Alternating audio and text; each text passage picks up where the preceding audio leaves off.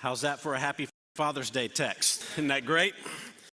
Let's pick the worst father in the Bible and let's study him on Father's Day. How about that? That should make everybody feel better about themselves, shouldn't it? Probably. I would gather that very few people have heard, because very few pastors have ever preached a Father's Day sermon from Genesis 38.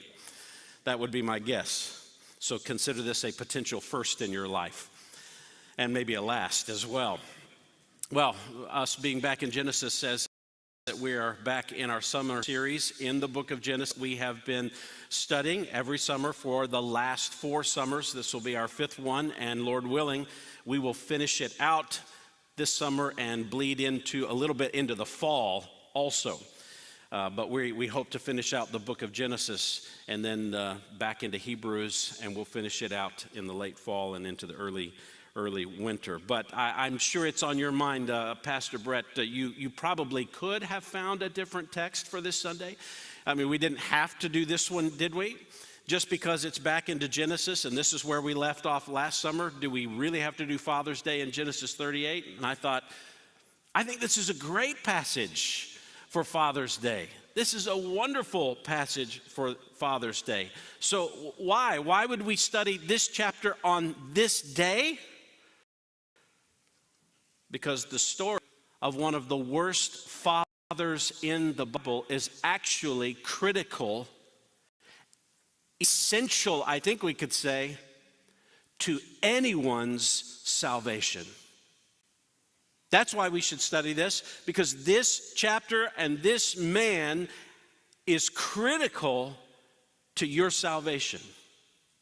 No Judah, no salvation. Yes, I could have picked a different passage for this cultural occasion that we have, like Father's Day, but we would miss the immense blessing of seeing how helpful Judah's disastrous example of a father is for us. No, we're not going to suggest this morning that being a bad father will yield ultimate salvation. That's not the idea here. But we are going to see how this lapse in faithful fatherhood is actually an historical account within the intricacies of God's saving grace that secured salvation for anyone who will trust in Christ. So this degrading example of fatherhood is not going to be disastrous for your Father's Day celebration. It actually should be hopeful and helpful. Now, there is another question that arises when we come to Genesis 38, and it has more to do with the context of this book. Many people have asked the question, why this story in this place within the book of Genesis? Because if you'll go back and you remind yourself of what Genesis 37 begins, it begins the story of who? Joseph. Now, Joseph would be a great example to study on a day like today. He's a righteous man, at least starting in chapter 39 going forward. If you'll remember, he's kind of a punk kid up until that point. But Joseph is more of a righteous person. He's the more positive example that you could look at. And you begin this wonderful story of Joseph to see the providence of God in preserving him. And all of a sudden, it seems like the wheel has been jerked and we've been pushed into Genesis 38 in this sordid example of Judah. Why? Why would Moses, the writer of this book, under the inspiration of the Spirit, put Genesis 38 in here? And the story of Judah, it's an honest question.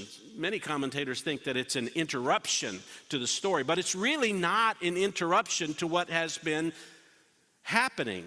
For a moment, just turn back to chapter 37 and look at verse 2 and remind yourself of what we're looking at from this chapter onward. Verse 2, these are the records of the generations of whom? Jacob. This is not really ultimately the story of Joseph. Yes, Joseph dominates much of the discussion from chapter 37 to the end of the book. But this is not a rehearsal of merely the story of Joseph. This is the story, this is the account of the generations of Jacob, how God preserves all of the sons of Israel by his providential hand, ultimately to finish out the Bible so that we see salvation in the Messiah. This is really an account of the sons of Jacob. So it's appropriate to not only begin Joseph, but to look at Judah as well. We have to see what happens with Judah, because he and his line and his generations will be the line that God has chosen to bring about ultimately the King David, who receives a covenant promise that someone will sit on David's throne for the rest of eternity, namely the Messiah. Judah's line brings about the Messiah. Judah's line is the covenant line. It's the covenant line to bring Christ. But that covenant line was preserved not by Judah, and certainly not by Judah's faithfulness, but that covenant line was preserved by one of the youngest sons, the unexpected son, Joseph, which is not a new theme in the book of Genesis. The younger is oftentimes preserving. But this line has to be preserved because it's the line ultimately of the Messiah. And I don't want you to forget the progression that we're in up to this point in the book of Genesis.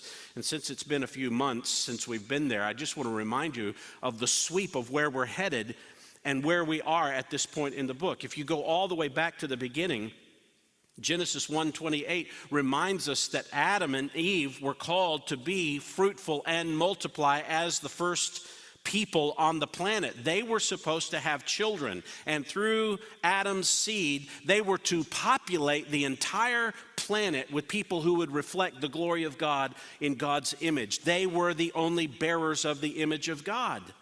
And yet Genesis 3 records that sin enters into humanity. And then Eve was promised, as a result of her sin, despite her sin, God promised her that through her seed, one would come and crush the head of the serpent who had tempted her. You remember that, right? That's critical to this text. That's critical to the rest of what we're going to see.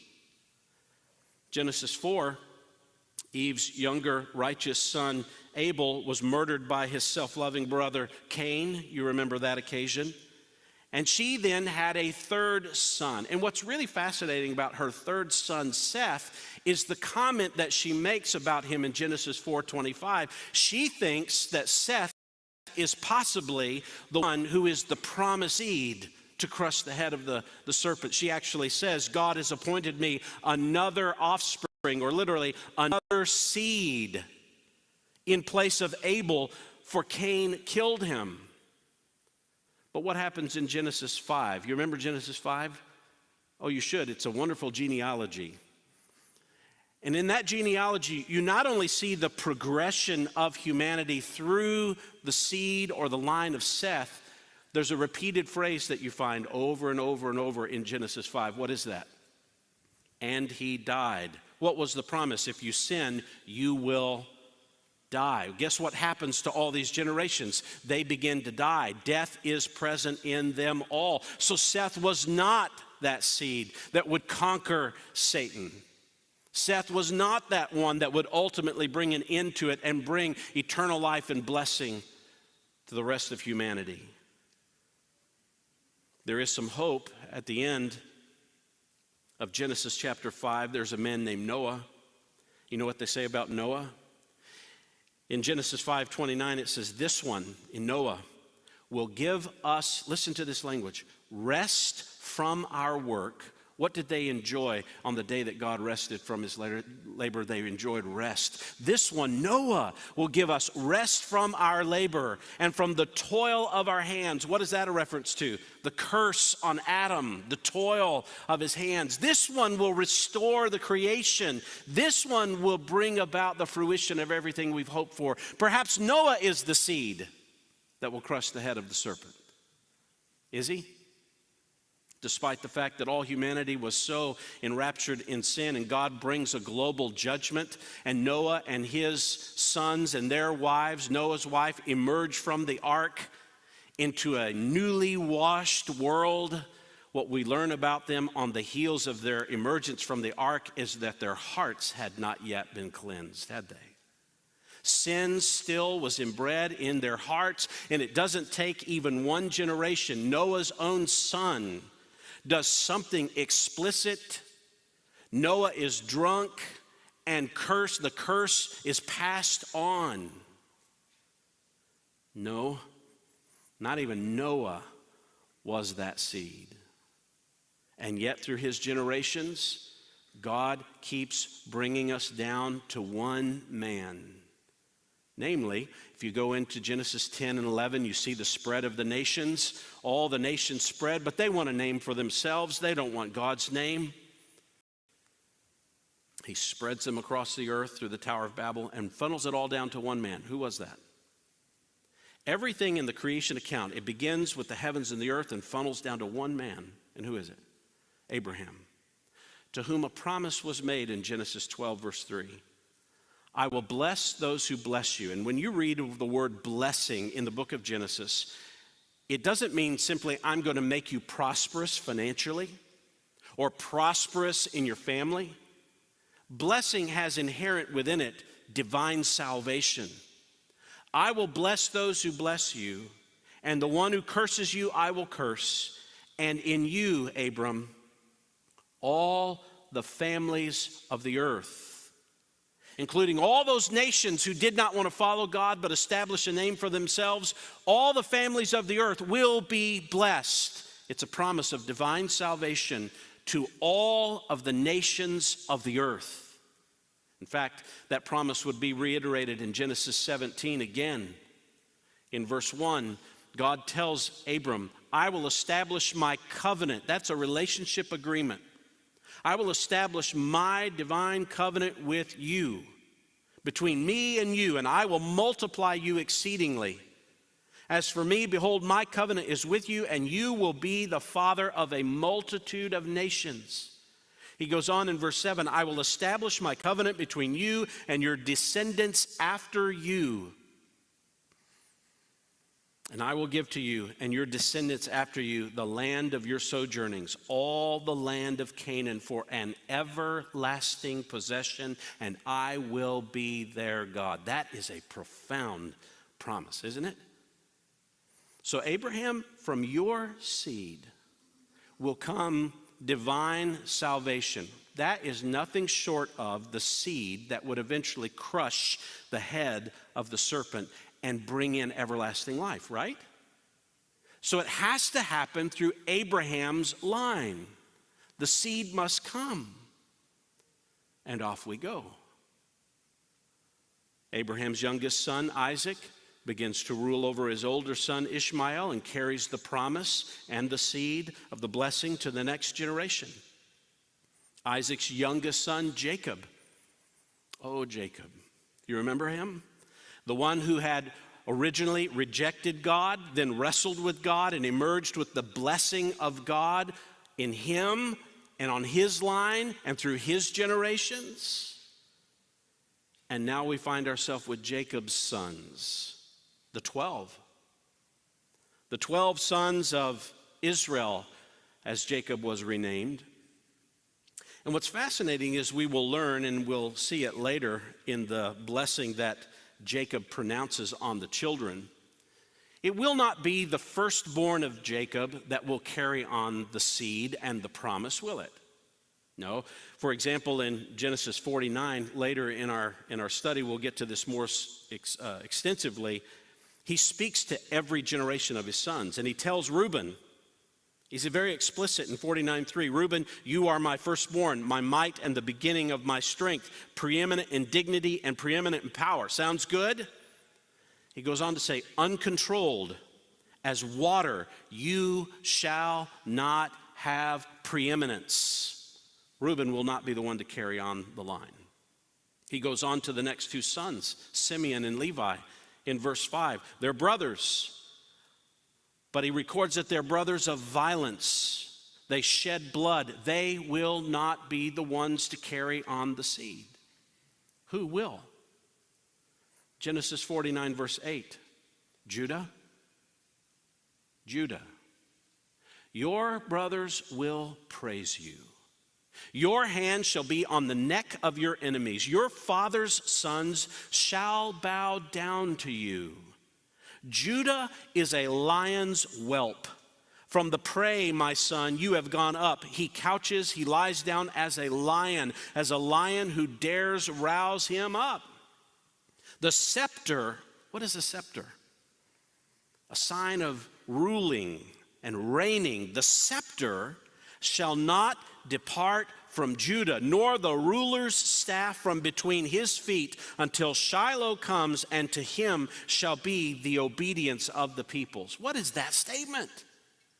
Judah will be the line through whom eternal reign from God will come. And all the peoples will come under the reign of the seed of Judah.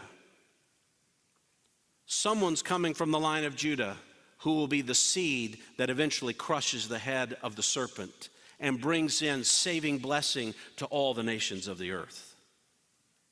Judah. The Judah we just read about in Genesis 38. That Judah. What kind of man is Judah? He's a terrible father. He's a reprehensible individual.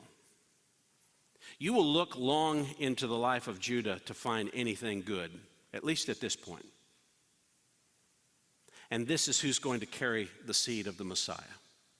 This is the one to whom will come salvation to your soul through this man. And you know what? I think you should be thankful for it. I think you should rejoice in that. We'll see more of why. We see this perverse man, a man who actually has a season of his life where he outright rejects the covenant promise of God. Now, this is what I want you to see. It's easy to look into his life and say, Judah's a terrible man. That's not what the emphasis of this passage is. You know what the emphasis is? This man rejects God. Judah wants nothing to do with the promise of the seed that would bring blessing to all the nations. He wants nothing to do with it.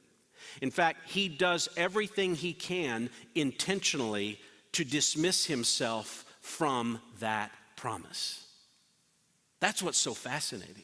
It's not just that he's a terrible man. He wants nothing to do with God. You say, well, I'm not sure I saw that explicitly there. I see that he's sinful, but how is he really rejecting God's covenant promise that's come down to him? That's what I want us to look at. How is he rejecting God? Now, this is what we're going to look at this morning. We're going to see 4 different descriptions of how Judah explicitly, intentionally rejects the covenant of God, the promise of God, the relationship of God, that began all the way back with that seed that would crush the head of the serpent. He wants nothing to do with it. We'll see 4 descriptions of how he intentionally rejects it. And at the very end, we're going to see one way in which God providentially protects that line and provides so that the promise is secure. So let's just dive into the sinfulness of Judah for a moment, all right? We want some warm and fuzzies on this Father's Day. We all came to get, Father's Day fuzzies. So let's get some real good, sinful, God-rejecting actions here, all right?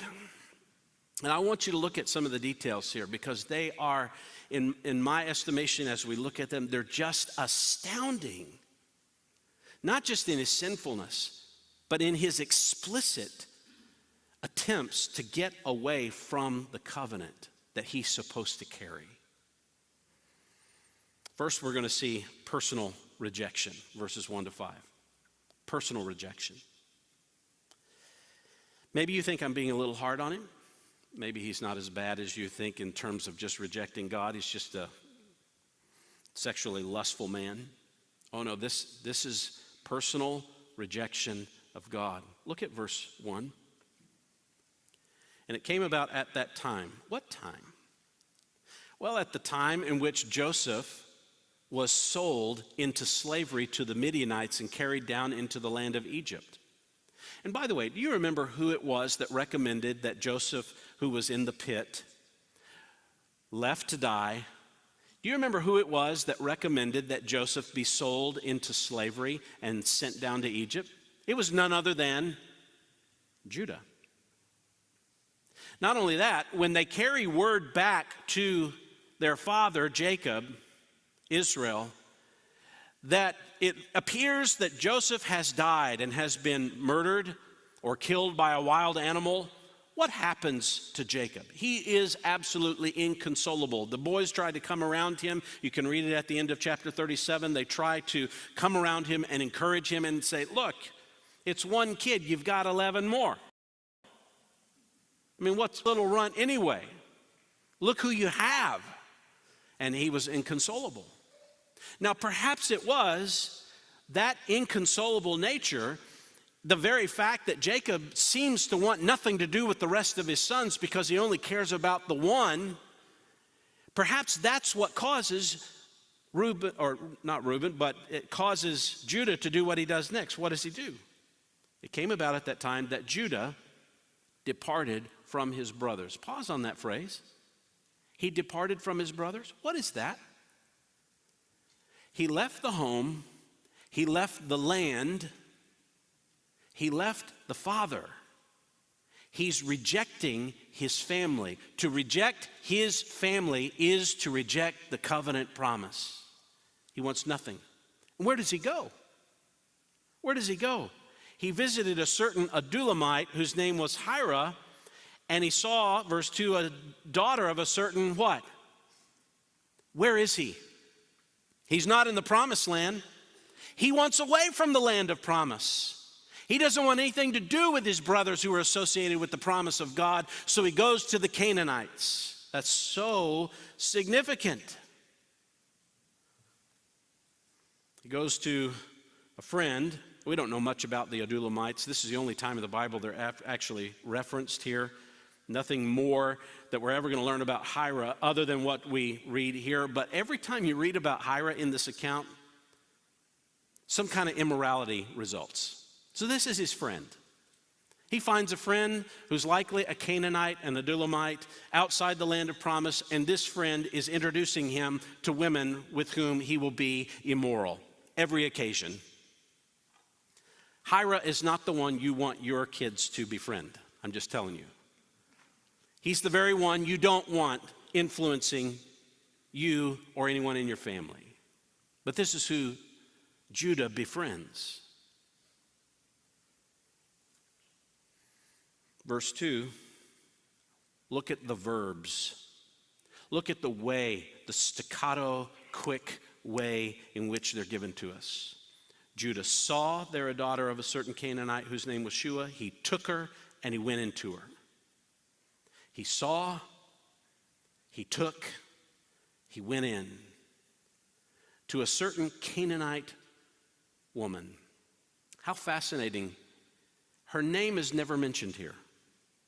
Her name will never be mentioned in this chapter. It's as if it's incidental. He marries a Canaanite woman. And the way it describes it, there's no significant relationship with her. All we know is that she's a daughter of a man named Shua. The fact that he is named means he probably was some kind of prominent Canaanite. Even when Judah's wife dies, she's not named. Later in the Bible, you'll see reference to her, and she's called by name Bathshua, which literally just means daughter of Shua. That's her name. That's her biblical name, daughter of Shua. She never has a personal name. There's nothing about this relationship that looks good or intimate or caring or kind. She's just there to satisfy him. He saw her, he took her, which implies marriage, and he went into her. He consummated it. All he cares about is getting away from his brothers. And he marries a Canaanite. Now that in and of itself is significant when you remind yourself when Abraham wanted a wife for Isaac, what did he tell his servant not to do in Genesis 24? Do not let my son marry a Canaanite. When Isaac was sending Jacob away to find a wife, he was very explicit in Genesis 28. You shall not take a wife from the daughters of Canaan. Eventually in the law of Moses, it would be recorded in Deuteronomy chapter 7. You shall not intermarry with the Canaanites. You shall not give your daughters to their sons, nor shall you take their daughters for your sons. Why?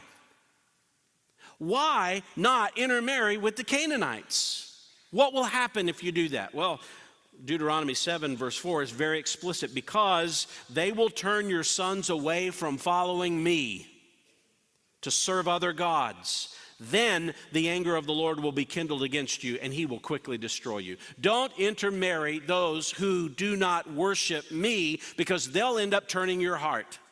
I mean, think about what Judah is doing.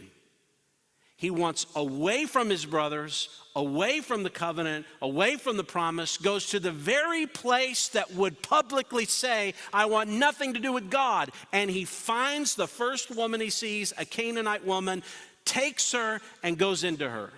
How more explicit could you be that you are personally rejecting God? Everything about your life says, I want nothing to do with God.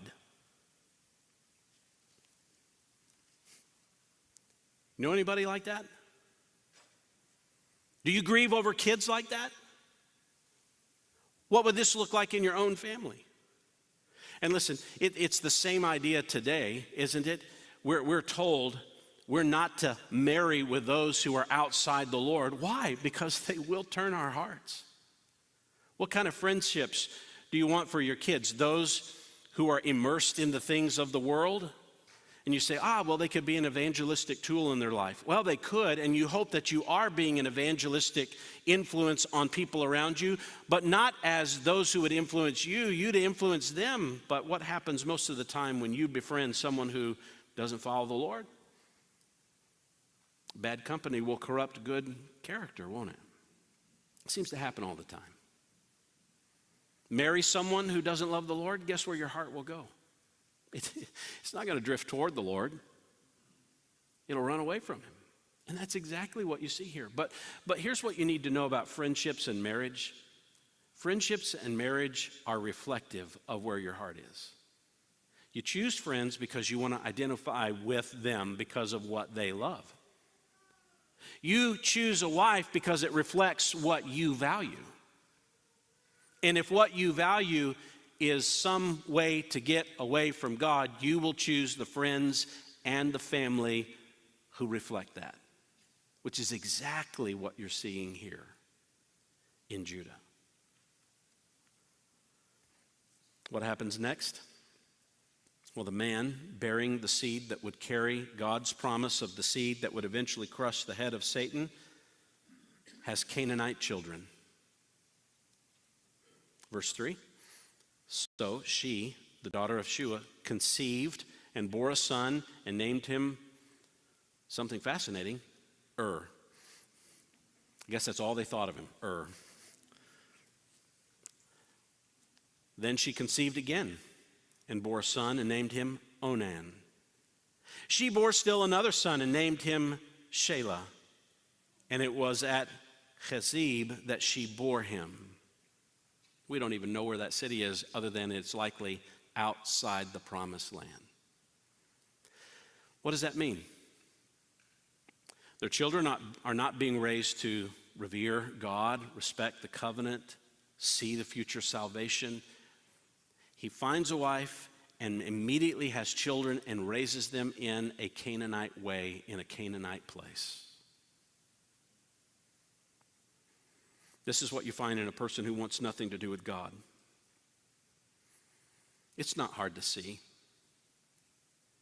You can hear them say, I believe in God, but what does their life say? I want away from you. I want away from the church. I want away from Christians. I want to attach myself to unbelievers because they satisfy my pleasures. They satisfy my lusts because that's what I value. I want away from God. Everything about Judah's life says, I personally reject God. There's a second sign of rejection that we see. It's not just personal. There's generational rejection. Generational rejection in verses 6 to 11. Notice here how intentional Judah is with his children and their spouses. Verse 6. Now Judah took a wife for Ur. He didn't let Ur choose a wife. He picked a Canaanite wife for his child. What does that say? It says, I don't just personally reject God. I want the generations that come from me to reject God too. So I'm going to choose a wife for my son who's a Canaanite. No, we're not told explicitly that Tamar is a Canaanite, but where are they? They're in the land of Canaan. They're surrounded by the Canaanites. There's nothing that we can read here. And what we do read eventually about her and her dressing herself up as a prostitute, she's very conversant in the ways of the land and the expectations of the culture. This is a Canaanite woman. So he took a wife for Ur, his firstborn, and her name was Tamar. But, verse 7, Ur, Judah's firstborn, was evil in the sight of the Lord, so the Lord took his life. Now, I think that's a fascinating verse, don't you? What about Judah? He's evil in the sight of the Lord. He's personally rejecting the Lord. Why doesn't the Lord snuff him out? Why doesn't he? Well, don't you remember all those passages from the beginning of Genesis up to Genesis 12 about a promise and a seed and crushing the head of the... He's not going to take him out. This is the man to bear the seed of the Messiah. But I don't know what Ur did, and I don't know how the Lord took him out. But he was so evil that the Lord killed him. Evidently, he did something that we might read, say, in the book of Leviticus that's akin to what is an abomination, that deserves immediate execution. And Judah's not going to execute his son for being evil in the sight of the Lord because Judah has nothing for the Lord. So the Lord exacts his own execution on Ur. Takes him out. Then Judah said to Onan, verse 8, we should be moral here, Onan. You should own up to your moral responsibility, Onan. Go in to your brother's wife and perform your duty as a brother-in-law to her and raise up offspring for your brother. Now, what is going on here? This is obviously a time before the law, the national law for Israel, which in the law, in Deuteronomy chapter 25, there is an explicit direction that refers to what we call levirate marriage. Levirate comes from a Latin word that means brother-in-law. And Deuteronomy 25 is very explicit. Just jot it down and listen to it, because I want you to hear levirate marriage was not just a way to preserve future generations, it would also preserve the honor of a woman who had lost a spouse. It was also a way for this woman to have future generations. This was her security. Deuteronomy 25 in verse 5 says, when brothers live together and one of them dies and has no son, the wife of the deceased shall not be married outside the family to a strange man.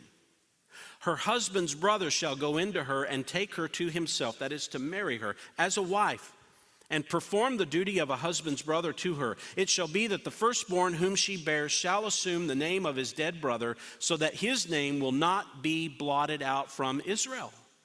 But if the man does not desire to take his brother's wife, then his brother's wife shall go up to the gate of the elders and say, my husband's brother refuses to establish a name for his brother in Israel. Now keep this in mind, a name for his brother within the covenant community. It's essential. The whole idea here is to keep the line of the firstborn going. That line is attached to land and the promise and inheritance. But if he refuses and not willing to perform the duty, then the elders of the city shall summon him and speak to him. And if he persists and says, I do not desire to take her, then his brother's wife shall come to him in the sight of the elders. This would be a public display. This would be like going to City Hall. And in public, in the records, this is what would happen. In the sight of the elders, pull his sandal off. Can you imagine this? She's going to pull his sandal off, his foot, spit in his face, and she shall declare, thus it is done to the man who does not build up his brother's house. To pull your sandal off is to make your foot touch the ground and be shameful. To spit in someone's face. I mean, even today, if someone spits in your face, what's going to happen? The fight is on, right? I mean, that is dishonor. So if this brother doesn't want to take it, he's to be publicly shamed, because he will not have compassion on this woman. Why? Why is this so necessary? Well, what does this woman have in society to help her? She has nothing.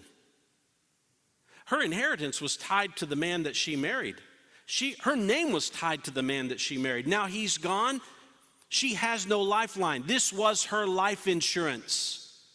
So the next brother to come and take that responsibility to marry her and raise a generation for his brother beyond him says, that's a very selfless act. I'm not just here for my name. I'm here to carry on the name of the inheritance of this land. I'm here to keep honor in Israel, and it's not just about me and my name, it's about others beyond me. And if he doesn't want to do that, he should be publicly shamed. This is how you protect women in the ancient world who don't have any other means of protection or support. Now, obviously, because of what Judah says to Onan, what we've read in the law was already a cultural norm. This was expected, and you can read ancient literature that finds not only in Israel, but in other ancient cultures, this practice was done. If one dies, then the brother would assume the wife and carry on the line. This was very normal, even in pagan cultures like in Canaan. Verse 9. Onan knew that the offspring would not be his. What does that mean? I can't have a name for myself. I have to raise children in my brother's name. And really, just the firstborn son. So, when he went into his brother's wife, and what you need to understand about that phrase, it doesn't mean when he went in initially. The way this is phrased in the Hebrew language is, every time he went into her. Every time. Every time he went into his brother's wife, he wasted his seed on the ground. It's important that you see that word seed. How important is that word seed in the Bible? He wasted his seed on the ground. I do not want my brother's name to pass on. Now listen, if the brother dies and eventually the wife dies, who gets all of the brother's stuff? Onan. Now here's what's even worse about this. He took her as his wife. He publicly took her as his wife. In front of everybody else, he took her. He married her. And secretly, he shamed her. Onan is a terrible individual, isn't he? Absolute terrible individual. He's faking this whole thing. Oh yes, I'll live up to the responsibility. I'll care for her. I'll have compassion on her. I'll show her mercy. I'll take on my brother's name. And in secret, he shames her, humiliates her. And who's there to defend her? Who's there to exact any kind of judgment on this compassionless person? Only the Lord. Verse 10. But what he did was displeasing in the sight of the Lord, so the Lord took his life also.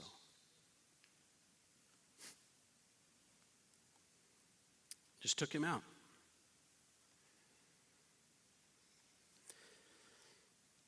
What was the issue here?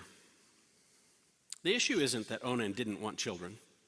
This isn't an issue of Onan loved contraception. That's not the issue here, right? It's not even a part of this. He wanted children, didn't he? He wanted lots of children. He just wanted his name attached to them, not someone else's. Why was this displeasing to the Lord? Because this is so dishonorable. This is not how you treat people. This is not how you treat family. This is a lack of compassion. There's no mercy here, and God prizes mercy and compassion towards those who are most needy in the society. And this man had none. Verse 11, then Judah said to his daughter-in-law, Tamar, Remain a widow in your father's house. What? Remain a widow. Well, wait, you have another son. Remain a widow and not in my house. Go remain a widow in your father's house. It's as if Judah says, I want no more responsibility for this woman. Now, maybe he's blaming her. Look, this is Black Widow here. She's killed 2 of my boys. Or maybe he's protecting her. My boys are so wicked. Look what happens. I think it's probably the former, not the latter. Because eventually, when she is found with child, in her father's house, not in Judah's house, Judah is incensed and thinks she should be burned. So I don't think he has any compassion whatsoever for Tamar. So what I want you to notice here too is how wicked is Judah in comparison to his sons? Equally. Equally. If anyone deserves to die here and be taken out in a moment's notice, it is Judah. I want you to go back to your father's house. I don't want anything to do with you. And you stay there as a widow. She would have to dress in such a way that everybody knows in the public sector, this is a widow, so she's really not available. She's still under Judah's authority and control, even though he's cast her off into her own father's house. Now he tells her, until my son Shelah grows up. But in the back of his mind, he's not preserving Tamar for Shelah, is he? I'm afraid, it says in verse 11, that he too may die like his brothers. And Tamar went and lived in her father's house. She consented. She buys the line that he's saving the youngest for him. He has no intention, we learn that later, he has no intention to do that.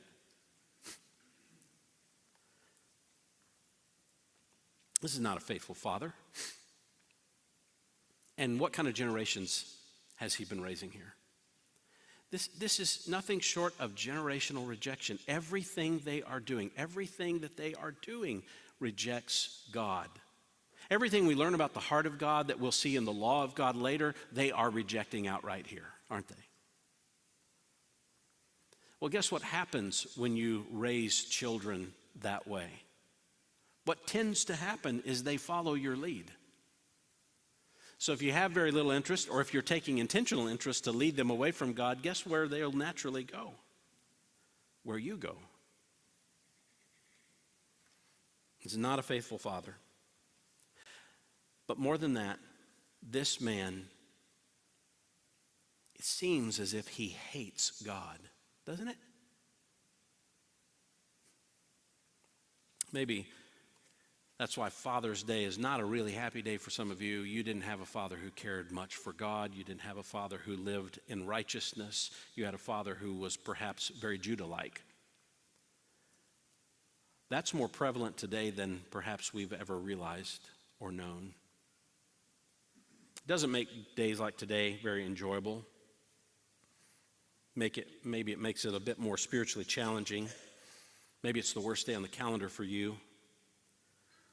But as we keep learning here, the Lord knows, doesn't he? God will be just, and God will be compassionate, and God cares, and he doesn't miss 1 ounce of these issues that go on. And you can rest assured he understands and he will care for you. But what is emphasized here is Judah's generational rejection of God. It's clear. That brings us to a third description of Judah's rejection of God. We find it in verses 12 to 23.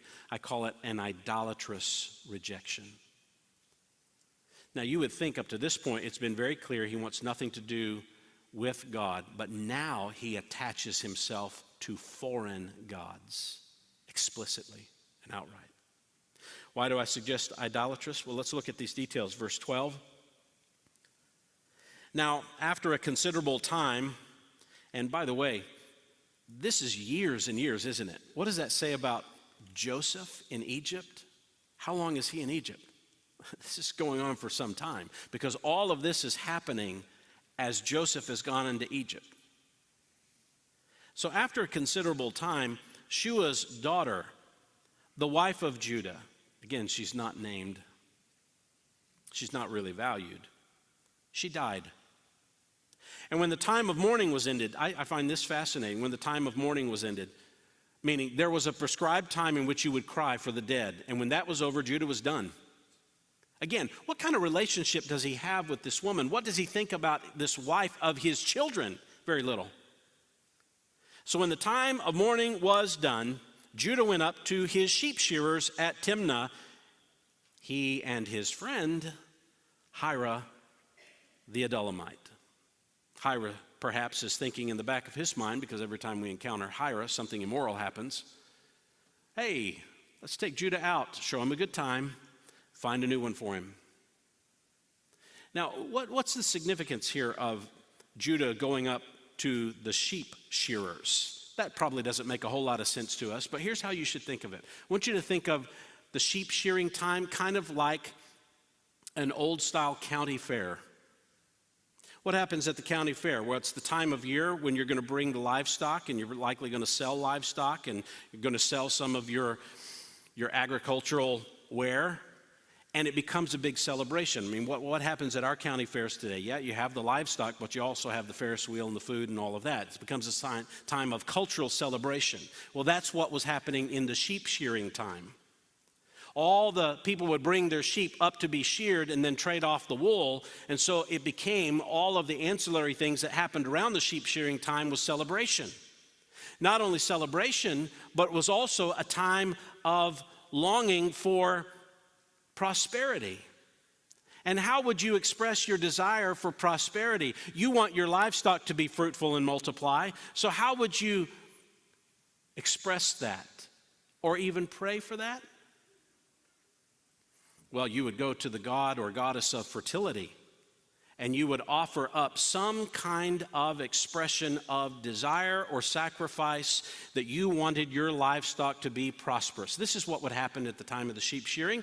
So all these men come up with their animals. It's a time of celebration. It's a big party. And along the road, you would find what we learn later are temple prostitutes, that if you would engage with the prostitute connected to the god or goddess of fertility, perhaps then that god or goddess would make your livestock fruitful.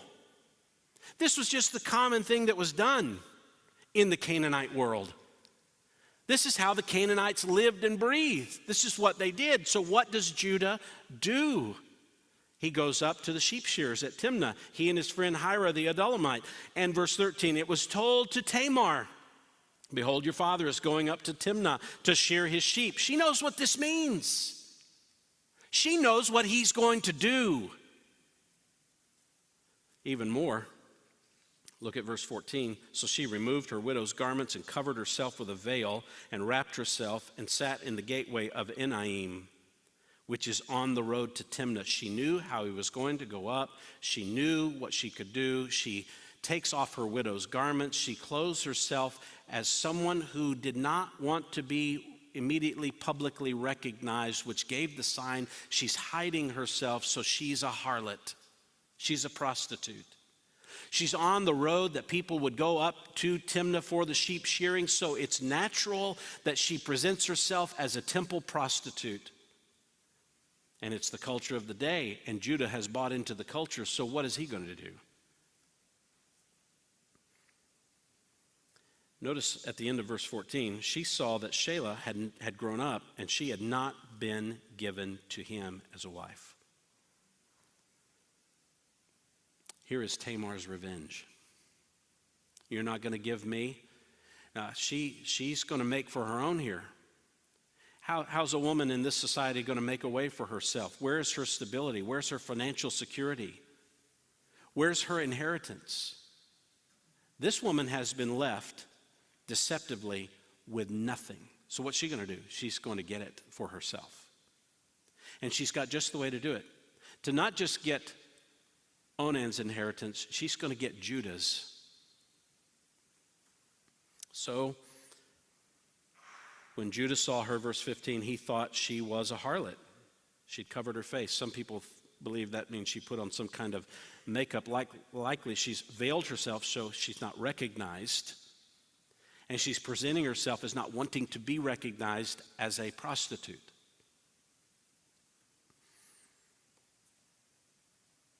So, verse 16, he turned aside to her by the road and said, "Here now, let me come into you." I mean, this guy's crazy, isn't he? I mean, the first way he found a wife is he saw her, he took her, he went into her. I mean, the first woman he sees on the road to the sheep shearing, he says, I'm coming into you. Well, she's not going to just give in easily. She says, "What will you give me that you may come into me?" What's payment? What's payment going to be? I'm not doing this for nothing. What's the payment? Perhaps she means by that, what's the sacrifice that you'll give to the God that I represent? And so he gives a goat. It's very likely that he promises that he's going to give a goat. That would satisfy the sacrifice that would be made on behalf of the god or the goddess of fertility. And so this would be a normal thing. Now, obviously, he comes unprepared for this. So he says, well, I don't have a goat with me, so I've got to leave something with you. So let me give you my social security number, my passport, and my signature.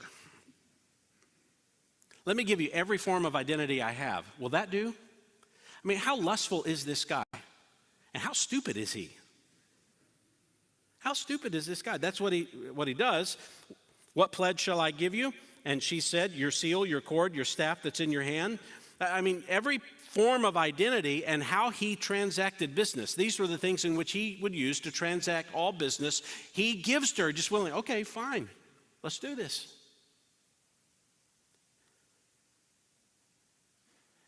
So he gave them to her and went into her. And it says immediately she conceived by him. She conceived. By the way, from what we've learned in the Bible so far, who allows conception?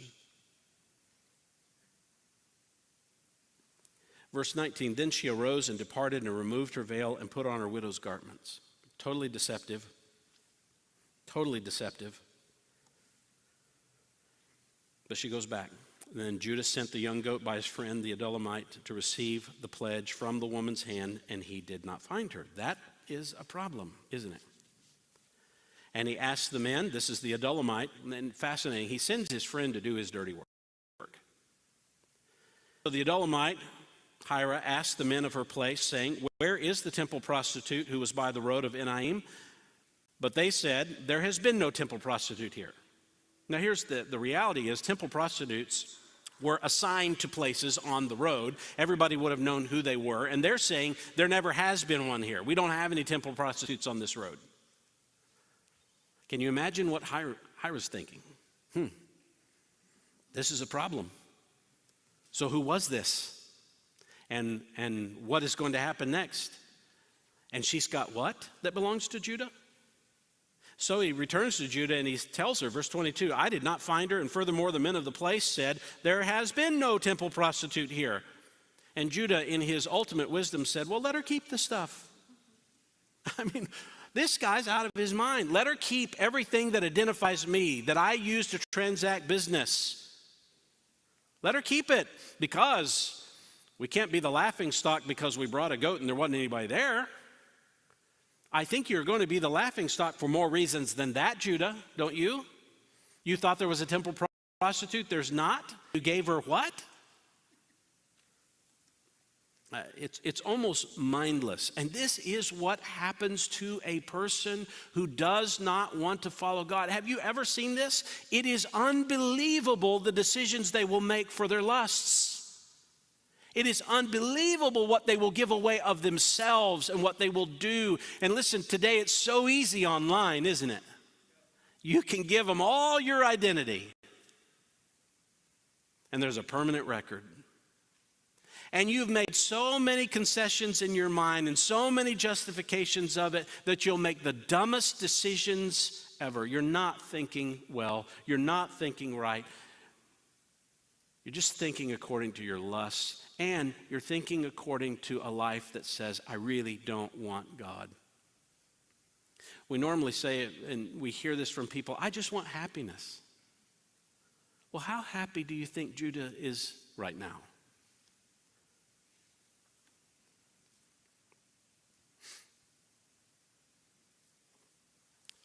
No prostitute. This is his idolatry, his immoral, idolatrous rejection. He was, do you see that? He was intentionally connecting himself to a pagan god in pagan immorality because he wants nothing to do with God. Idolatrous rejection. Let's look at a fourth description of Judah's rejection: hypocritical rejection. Hypocritical rejection. This is really fascinating, isn't it? Now, it was about 3 months later that Judah was informed. So obviously, it's obvious. Judah is informed, your daughter-in-law Tamar has played the harlot. Now, why would he care? She shipped her off to her father's house. He doesn't want to care for her, but this would reflect on his public image. Your daughter-in-law, who you would not give your youngest son to, who you shipped off in dishonor to someone, to her father. She's pregnant, and it's likely harlotry. Obviously it is, because she's a widow. It's harlotry. She's been with a man who's not her husband. And Judah's moral response, his high standards kick into gear. Bring her out publicly and let her be burned. Not going to just do a quick execution. Put her on a stake and burn her alive. That's what a harlot deserves. Let her be burned. And I want you to notice, it says in verse 25, it was while she was being brought out. As the public spectacle begins, as she's being brought in front of the entire community to be burned, she's got a few items she would like someone to take a look at. And she acknowledges it. I am with child, and I would like to tell you by whom I am with child. Would you like to know? And of course, everybody wants to know this kind of information, don't they? Of course. I'm with child by the man to whom these things belong. And she said, please examine and see whose signet ring.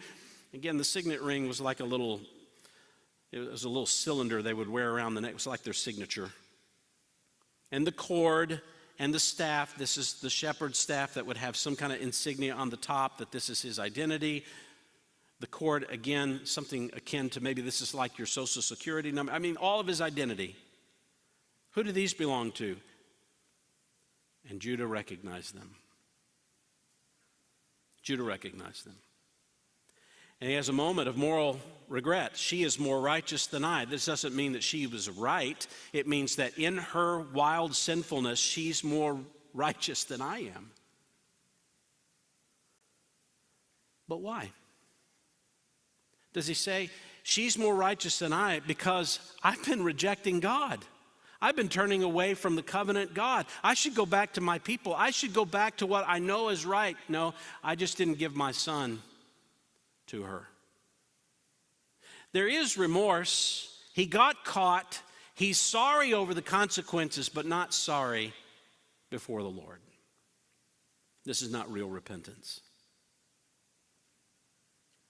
This is not real repentance. This is hypocritical rejection. He has no sorrow towards God. He's hypocritical in his moral standards. It's just another way to say he wants nothing to do with God.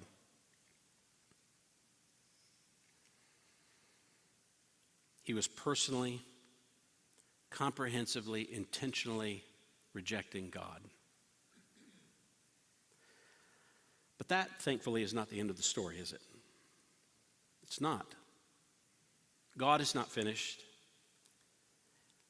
And the reality is that God is not going to allow anyone's rejection of him at any stage of that person's life to derail a promise upon which he has staked his own existence to keep.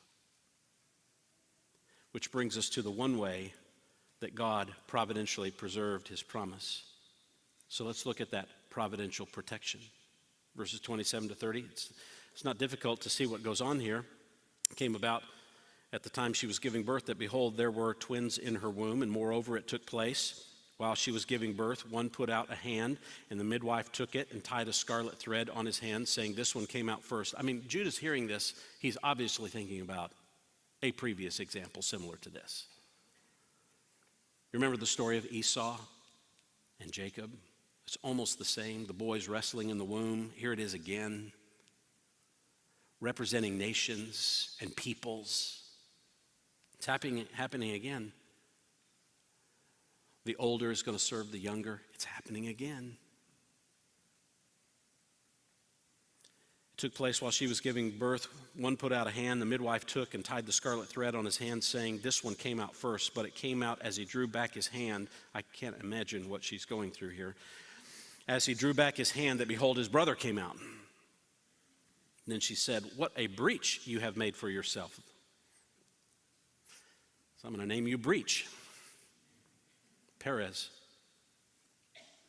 And afterward, his brother came out who had the scarlet thread on his hand. He was named Zerah, and the story ends. And we'll go back to Joseph in verse 1 of 39. Why is this here?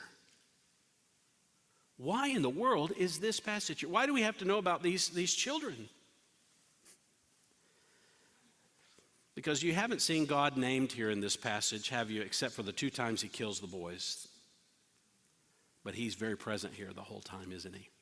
And he's certainly here. In fact, these 2 children, and one in particular, is going to be the one through whom God is going to preserve the line that will bear the seed that crushes the head of Satan. How do we know this? Well, listen, this was not because of any faithfulness on Judah's part, and it's certainly not any faithfulness on Tamar's part. But there's a child here who's going to bear the seed and keep the promise going.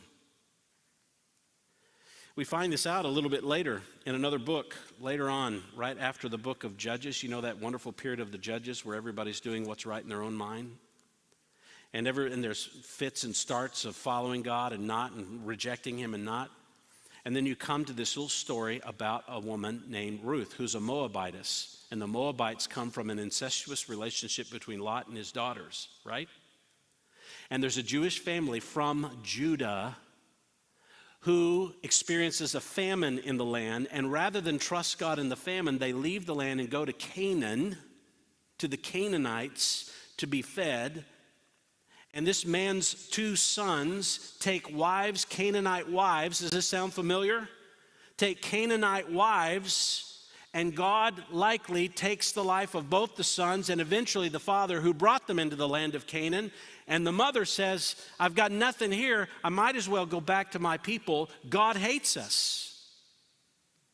Now the 2 daughters-in-law are left with no husbands. One decides to go back to her people and her gods. But Ruth says, I'll make your God, who you think hates you, my God. And I'll go with you and I will never leave you. And she goes and begins doing what any widow like this would do, and gleaning in the fields after all the reapers have gone through, and just picking up what she can to feed her mother-in-law and her. And it just so happens that she's in the field of a kinsman named Boaz. And Boaz notices her character and says, this is a worthy woman, a woman of high, noble character. And what does Boaz do? He did what Onan would not do. He disowns his own name and says, I will raise up offspring in the name of this woman's husband. And he goes before the elders of Judah and says, I'll take her. There's even the exchange of the shoe, although there's not a woman to spit in the face of the near kinsman. There's the exchange of the shoe. It's kind of a public humiliation. And Boaz takes Ruth. And how does the book of Ruth end? With a genealogy. Boaz took Ruth and she became his wife. So again, these are the generations that come down from Perez. And she conceives. And here's the genealogy. These are the generations of Perez. Now, by the way, in the book of Ruth, Perez is never mentioned until this point. Why start here? Immediately your mind goes back to Genesis 38. These are the generations of Perez. To Perez was born Hezron. To Hezron was born Ram. To Ram, Abinadab. And to Abinadab was born Nahshon. And to Nahshon, Salmon. And to Salmon was born Boaz. And to Boaz, Obed. And to Obed was born Jesse. And to Jesse, who? David. The king, who receives the promise that on your throne will sit one who will rule forever through Perez. And where did Perez come from? Intentional, personal, generational, idolatrous, hypocritical rejection of God. And he bears David. But it doesn't end there, does it? Because we've said David would be the one who brings about the Messiah. And where does Matthew begin his gospel? Where does Matthew begin? With a genealogy. And guess who's included in the genealogy? The record of the genealogy of Jesus, the Messiah, the son of David, the son of Abraham. Abraham was the father of Isaac, Isaac the father of Jacob, and Jacob the father of Judah and his brothers. Why mention that? Where does the line come from? Judah was the father of Perez, by Zerah, by Tamar. Tamar is mentioned. Ruth is mentioned. Bathsheba is mentioned. Mary, who is supposed to be pregnant through immorality, is the mother of the Lord. What is God saying? This should be hopeful to you, because Jesus, whom the book of Revelation, John would say in chapter 5, is the Lion of the tribe of Judah and the root of David, has come to remove the sins of the world. This entire chapter about Judah's rejection of God is to highlight God's faithfulness to his promise, no matter what anyone will do. It does not matter how much wickedness is in our world, does it? God will bring about his promise. And you may not know how, and you may not be able to see how it's going to work out. He will keep his promise. The Messiah will come again, just as he came in the beginning. He will come again. At minimum here, we're reminded that a sinful season of life doesn't have to define all of your life. And you say, well, was Judah, would you say that Judah was a real believer? Not at this point, I wouldn't. Does he become one? I think we have evidence that he does. The next time we see Judah, you know where he is? He's back home in his father's house with his brothers. When his father's saying, you've got to go to Egypt because we're out of food, he's back home. What does that mean? He left Canaan. He left his pagan life and he went back and associated with his father. Perhaps all of this shook his life so hard that he turned back to God. So I have hope there. But a sinful season of life, that doesn't have to define the whole of your life. God's promise, friends, is not sustained by perfect people, is it? It's sustained despite radically sinful people. Why study a terrible season in the life of a reprehensible father on Father's Day? Because it's the key to your salvation. It's critical. We are explicitly reminded here, God's promise of salvation is not established and it is not kept by our faithfulness to him, but by his faithfulness to himself. His choice will stand. Bad fathers don't dismantle God's promise. Good fathers can't guarantee God's promise either. It's our Heavenly Father alone who will ensure that his promise is fulfilled. And it's sinners who are in the lineage of Jesus, isn't it? So that he could die in their place. He could save them. He could be the epitome of righteousness so that we would trust him and not anyone along the way.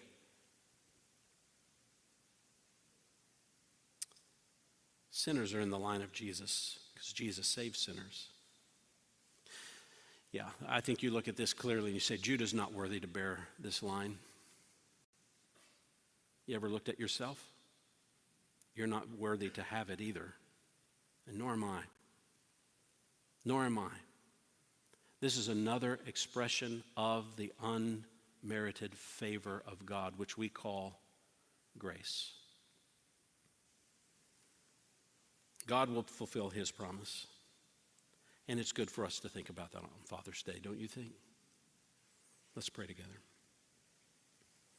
Father, thank you for this time of study in your word and thinking through a challenging portion of Scripture, but thinking through it in a way that helps us to see the grand plan that you have enacted and that you will fulfill. There's nothing that's going to stop your promise.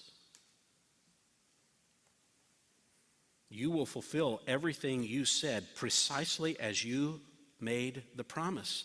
And everything we read in this Bible, everything that we see in human history shows us you are bringing everything to fruition. You have designed it. So help us to trust you, to look to you, to turn from our sin. Father, we don't read this and think that it doesn't matter what we do with life. We're reminded Judah pays a price for his sin. Judah doesn't die in the promised land, but in Egypt. There are consequences. And nonetheless, you are still a sovereign God to provide and to preserve your promise no matter what. Despite the horrors of our human depravity, we see your sovereignty, and we are reminded that your sovereignty will bring about ultimate good. Father, help us to have hope in that. I pray for the unbeliever to turn from their sin and the darkness of their mind that's leading them into a paganism that will never give them happiness, and show them there's a better way through a better person, in the person of Christ, who has paid everything for their salvation, and happiness is found in following him. Remind us to trust and not worry, to see your hand and not doubt, to know that you're in the midst of every issue and you've not left us. You will protect your people. You will fulfill your promise. We look to you with that, confessing our sin, looking to Christ alone for our hope. We pray in his name. Amen. Let's stand together.